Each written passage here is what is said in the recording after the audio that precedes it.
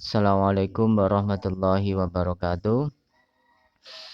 Alhamdulillahirabbil alamin wa bihi nasta'inu ala umuri dunya waddin. Shalatu wassalamu ala asrofil anbiya'i wal mursalin sayyidina wa maulana Muhammadin wa ala alihi wa sahbihi ajma'in. Rabbi shrah li sadri wa yassir li amri wahlul 'uqdatam min lisani yafqahu qawli. Yang kami hormati Ibu Kepala Sekolah SD Balewarti 1, yang kami hormati Bapak Ibu staf karyawan SD Balewarti 1, anak-anakku sekalian yang berbahagia. Pada hari ini kita mengadakan halal bihalal di tahun 1442 Hijriah atau 2021 Masehi. Berbeda di tahun-tahun sebelumnya karena ini pandemi, maka sebagian harus menggunakan daring. Ya, tidak mengurangi rasa hormat kami mengucapkan minal aidin wal faizin, mohon maaf lahir batin. Taqabbalallahu minna wa minkum, taqabbalallahu ya karim. Anak sekalian, khususnya Pak Agus mengucapkan mohon maaf atas segala kekurangan dalam segala hal. Maka saya sebagai manusia biasa maka tidak luput dari kesalahan. Maka saya juga mohon maaf, mohon dimaafkan segala kesalahan saya. Dan saya mewakili dari keluarga besar SD Balewarti 1 juga mengucapkan mohon maaf lahir dan batin. Nah, hari ini kita halal bihalal, artinya saling memaafkan, saling menghalalkan, saling meridhoi. Nah, misalkan ada kesalahan, ya kemudian saya maafkan. Itu namanya arti dari halal bihalal. Anak-anak sekalian, hubungan kita itu ada dua, yaitu hubungan hablum minallah dan hablum minan nas. Hubungan kita kepada Allah, dia juga ada kesalahan juga. Ada dosa kita juga kepada Allah Subhanahu wa taala, dan sering itu, tapi itu biasa sering kita sengaja. Banyak yang kita sengajanya daripada yang tidak kita sengaja kepada Allah Subhanahu wa taala. Tapi Allah Subhanahu wa taala Maha Rahman, Maha Ghafar, ya, Maha Mengapura, Maha Mengampuni. Ya. Apa itu? Misalkan kita sering meninggalkan sholat dengan sengaja gitu kan. Sering kan kita meninggalkan sholat. Terus kemudian kita meninggalkan puasa. Kita meninggalkan zakat. Yang mampu meninggalkan haji.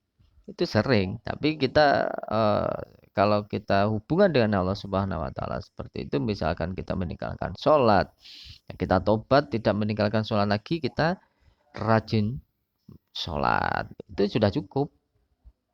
Nah, itu diampuni Allah Subhanahu wa taala. Tetapi kalau hablum minan nas itu harus berhubungan dengan manusia, maka ya kita harus minta maaf kepada manusia sama manusia. Maka khususnya di Indonesia itu ada tradisi halal bihalal, yang lain itu tidak ada mungkin ya. Di Arab tidak ada halal bihalal, tidak ada. Di Indonesia itu ada. Ya alhamdulillah kalau di Indonesia itu tidak ada tradisi halal bihalal setelah sholat Id. Kemudian walaupun hari ini kita tidak boleh bersalam-salaman, berjabatan tangan, tapi secara batiniah kita sudah memaafkan kesalahan siapapun, kita maafkan gitu. Dan kita juga tidak ragu-ragu untuk minta maaf. Itu tradisi halal bihalal ya. Jadi kita silaturahim ke tetangga, ke saudara, kita berjabatan tangan, minta maaf, itu tidak canggung. Tapi kalau tidak ada tradisi halal bihalal, tidak ada hari raya Idul Fitri seperti ini, kita ke tetangga, kemudian silaturahim kita saling mohon maaf saya itu jarang, sangat sulit. Ya alhamdulillah di Indonesia itu ada tradisi halal bihalal itu. Maka kita tidak canggung untuk ya walaupun itu sekedar ucapan ya semoga saja itu bisa diampuni Allah Subhanahu wa taala. Kalau hubungan dengan manusia itu harus minta maaf pada manusia. Sebelum kita minta maaf kepada manusia yang kita dolimi, kita itu tidak bisa dimaafkan oleh Allah Subhanahu wa taala. Maka di hari yang fitri ini ya mohon maaf lahir dan batin. Ya, dan zahir dan batin itu ya sengaja maupun yang tidak disengaja. Lah, dulu tradisi ini diawali pada zamannya Bung Karno. Zaman presidennya Bung Karno itu tahun 65 itu ya. Itu ada banyak politik-politik yang akhirnya panas ya. Hari ini pun juga banyak politik-politik panas itu ya. Panas saling antar parpol itu akhirnya eh, mengadakan tradisi halal bihalal, dikumpulkan saling memaafkan akhirnya cair. Itu di Indonesia ya. Kalau di luar Indonesia mungkin tidak ada yang halal bihalal itu. Ya, memaafkan, saling meridhoi itu adalah yang dianjurkan oleh Allah Subhanahu wa taala. Jadi kita sebagai manusia biasa tempat untuk salah, tempat untuk saling biasa dosa. Tetapi Allah Subhanahu wa taala membuat ajang yang jembar. Ya, membuat eh, pengampunan yang sangat luas sekali.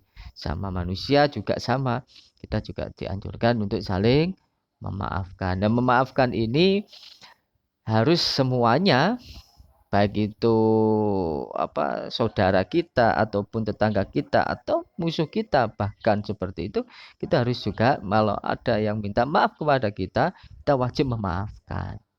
Kalau kita memaafkan itu urusannya diri sendiri dengan Allah Subhanahu wa taala. Kalau kita salah, kewajiban kita harus minta maaf. Nah, kewajiban yang dimintai maaf, kewajibannya harus memberi maaf gitu. Kalau dia tidak memberi maaf berarti urusan dia dengan Allah Subhanahu wa taala sudah kita cukup itu. Nah,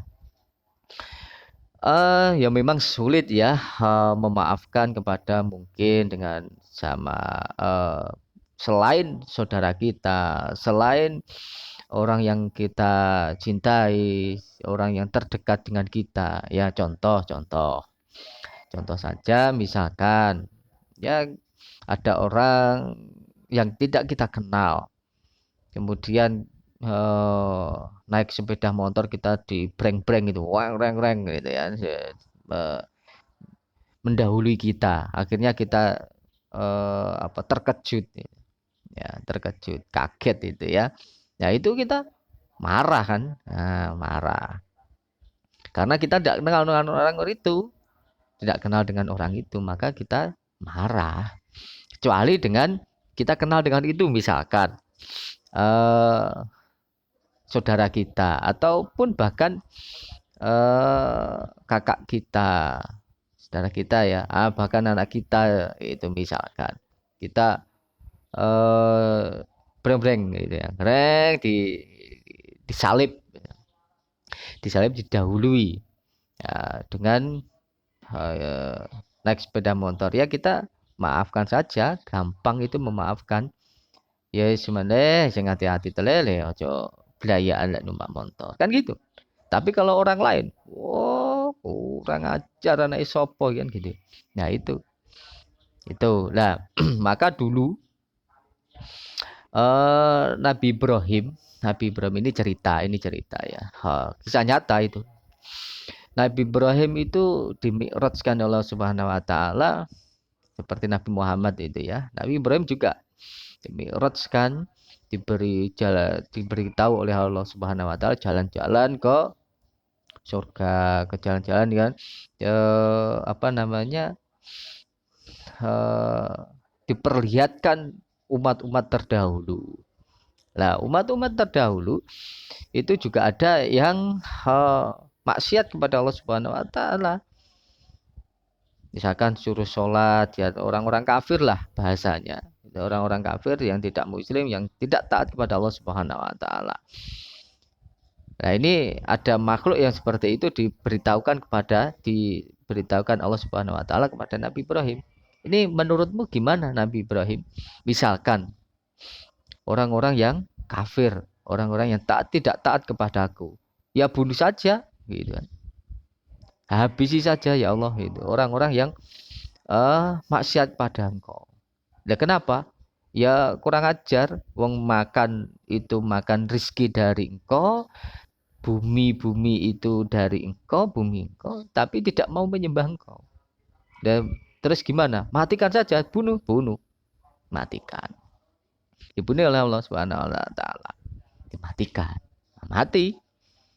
Nah, terus kemudian suatu saat Nabi Ibrahim punya anak yang namanya Ismail, Nabi Ismail. Nah, oleh Allah diuji. Oleh Allah Subhanahu wa taala diuji. Yaitu Nabi Ismail disuruh menyembelih. Yaitu sembelih anakmu. Nah, dalam mimpinya itu disuruh Allah Subhanahu wa taala untuk menyembelih di bulan apa namanya? Di tanggal 8 Dzulhijjah. 8 Dzulhijjah itu kalau biasa kita sebut hari Tarwiyah. Hari Tarwiyah itu ya bimbang gitu ya. Nah, tenan pokok ini dari Allah Subhanahu wa taala atau dari setan atau apa? Kok saya disuruh membunuh anak saya? Kemudian hari Arafah tanggal 9 Dzulhijjah. Gimana yang sama? Disuruh untuk menyembelih Ismail. Nah, itu hari Arafah itu sangat bimbang lagi, lebih bimbang lagi. Terus kemudian tanggal 10 Dzulhijjah. Tanggal 10 Dzulhijjah itu mimpi yang sama, Nabi Ibrahim mimpi yang sama. Disuruh untuk menyembelih anaknya yang namanya Ismail. Kemudian ya karena Nabi Ibrahim itu bisa negosiasi gitu ya. Ngomong dengan Allah Subhanahu, ya Allah, loh, kenapa anak saya kok disuruh menyembelih? Anak saya anak yang soleh, anak yang menurut. Allah jawabnya gimana? Gampang. Ini Ibrahim, dulu kamu saya kasih tahu jalan-jalankan, itu ada makhluk saya yang kafir, yang tidak taat kepadaku. Kamu suruh membunuh dan saya tidak membantah apapun dan saya santai saja saya bunuh. Karena tidak saya nuruti apa kata engkau. Lah sekarang loh, saya suruh membunuh anakmu saja. Kamu tanya, kenapa saya dibunuh? Oh ya. Akhirnya Nabi Ibrahim ya alhamdulillah punya anak yang soleh.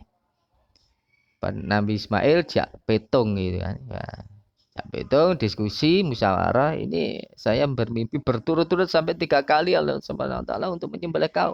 Gimana menurutmu? Ya kalau itu memang dari Allah Subhanahu wa taala, perintah Allah Subhanahu wa taala, laksanakan ya ayah saya. Itu anak yang soleh. Tapi kalau anak yang enggak soleh, yes, ayah saja yang saya sembelih kan itu. Kan itu. Nah, akhirnya tanggal 10 Dzulhijjah Nabi Ibrahim menyembelih anaknya itu. Nah, itu ya cerita itu apa maksudnya? Kita oleh Allah Subhanahu wa taala diperintahkan untuk gampang untuk memberikan maaf pada siapapun, tidak hanya kepada orang yang kita kenal, orang yang dekat kepada kita. Lah orang yang dekat kepada kita, orang yang ya gampang kita memaafkan. Gak mungkin muring-muring kan itu. Muring-muring itu marah-marah. Misalkan kita biasa diberi kepada si A, sering memberi kepada kita makanan atau memberi uang, apakah mungkin kita akan misalkan si A itu membuat kita jengkel, kita marah kepada dia? Ya pikir-pikir kan, karena dia baik dan sebagainya. Seperti itu. Kalau kita nggak kenal, ya wes marah dan sebagainya. Ya, Nabi Nuh pun juga sama. Zaman dulu Nabi Nuh ya marah kepada umatnya. Akhirnya berdoa kepada Allah Subhanahu wa taala supaya orang yang tidak mau menyembah Allah Subhanahu wa taala, yang kafir, tidak menurut dia, tidak menurut Nabi Nuh oleh Allah Subhanahu wa taala, oleh Nabi Nuh berdoa, ya Allah, orang yang tidak menurut saya bunuh saja, matikan semuanya. Semuanya dimatikan oleh Allah Subhanahu wa taala, hanya 40 orang saja. 40 orang jodoh, 40 jodoh orang. Jadi laki-laki 40, perempuan 40. Dan itu yang menurut semuanya Nabi Nuh. Nabi Nuh marah kan kepada orang kafir semuanya. Ya oleh Allah Subhanahu wa taala dikasih tahu. Nah, setelah dikasih banjir bandang semuanya, zamannya Nabi Nuh ini. Banjir bandang kan? Banjir semuanya. Nabi Nuh semuanya, ayo semua yang beriman kepada Allah Subhanahu wa taala, yang percaya kepadaku, semuanya naik ke perahu saya. Ya, ada 40 jodoh. Jadi 40 laki-laki, 40 perempuan naik ke perahu. Tapi oleh Allah Subhanahu wa taala diperlihatkan di antara orang-orang yang kafir, orang-orang yang tidak menurut Nabi Nuh, di antaranya adalah putranya sendiri. Yaitu siapa? Putra Nabi Nuh yang tidak taat kepada Nabi Nuh. Siapa? Kan'an. Nah, Nabi Nuh gimana perasaannya setelah orang kafir tenggelam? Dia santai saja, ya kapok kan, bahasa kita kan, bahasa kita. Rasain nggak mau naik perahuku, tidak mau percaya kepadaku, opo omonganku. Itu kan perasaan Nabi Nuh kalau kita bahasakan sekarang. Lah terus kemudian diperlihatkan oleh Allah Subhanahu wa taala anaknya yang namanya Kan'an itu tidak mau naik perahu. Loh, dipanggil kan oleh Nabi Nuh. Kan'an masuk sini, Kan'an masuk sini. Oleh Allah Subhanahu wa taala diberitahu. Loh, kenapa anakmu kamu panggil? Yang lain tidak kamu panggil. Ya karena ini anak saya ya Allah. Saya harus ya itu. Kamu berani mendoakan supaya ini semua orang yang kafir saya tenggelamkan, tapi kenapa anak kamu yang kafir juga tidak kamu tenggelamkan juga? Nah, anak kamu juga maksiat kepada aku. Gitu. Nah, maka dengan cerita itu kita jangan jangan